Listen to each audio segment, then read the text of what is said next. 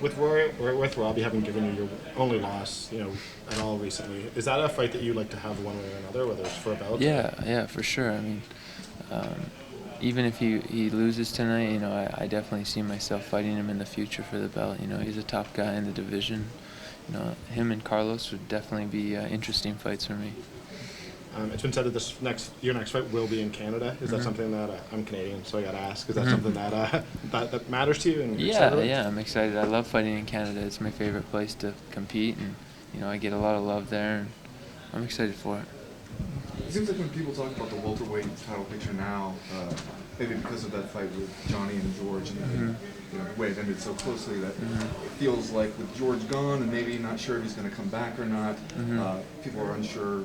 Do you have to have George come back and have somebody beat him to be thought of as the real welterweight champ? What are your thoughts on that? I mean, do you think that do you consider Johnny to be the clear, undisputed champ right now? Yeah, I mean, obviously, yeah, George beat him last year, but George stepped away from the sport. So what can you do? You gotta go with the flow, and right now this is the position we're in, and Johnny's the champion. Do you want to see George come back? I mean, a lot of people seem like they miss him, and maybe would it be better for you if he stays gone?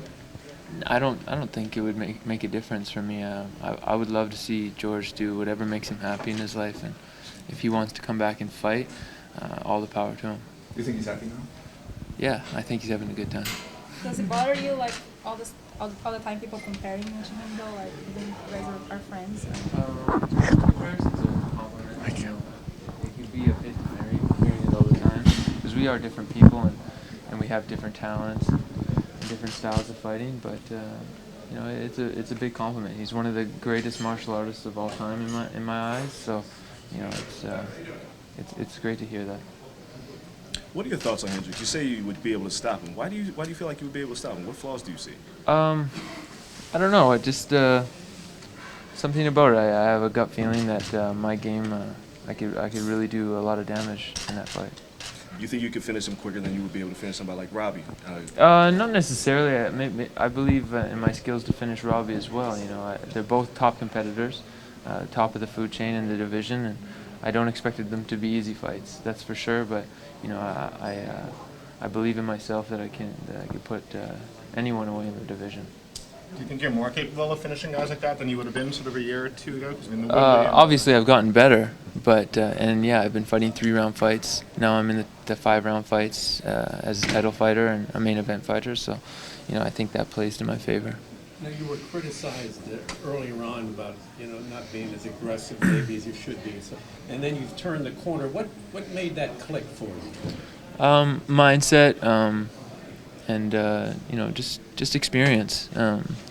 Sometimes you go through peaks and valleys in the sport, and in different ways, and maybe a year of fighting, I wasn't as aggressive as I normally am, but I'm grateful for what I've went through, and it's made me a better fighter. Did you feel it when you were like struggling? I mean, did you consciously try to change it, and it didn't work, and then all of a sudden it did? Yeah. I mean, after the Robbie Lawler fight, it woke me up for whatever reason. If it was more motivation to fight harder, to train harder, to change something about myself to improve, that was kind of the flipping point for me. Do you feel like you're kind of carrying, since George is inactive, Canada on your back now? It seems to be like UFC's really pushing me in the Canadian market and stuff, and I appreciate that. That UFC believes in me and wants to show Canada that I could lead the way. Are there other Canadian guys you see coming up right now? Yeah, definitely. We have a ton of fighters. It's a long list, and just at TriStar alone, we have a great stable of Canadian fighters. It's just a matter of them getting an opportunity. Yeah, exactly. It's some of the younger fighters who are just starting out. They're just turning pro. It's really hard for these guys to get pro fights and get a big enough record to have enough experience to step in the UFC because of not enough shows, for one, in Canada. Lack of opponents wanting to fight them because of their skill level. And, the American shows, it's a little too expensive to bring these inexperienced guys down for no return, you know. So it's hard for these guys to make a name for themselves right now, and you know, I guess to say the underground MMA scene, you know, not UFC. Do you see making a fix for that at all?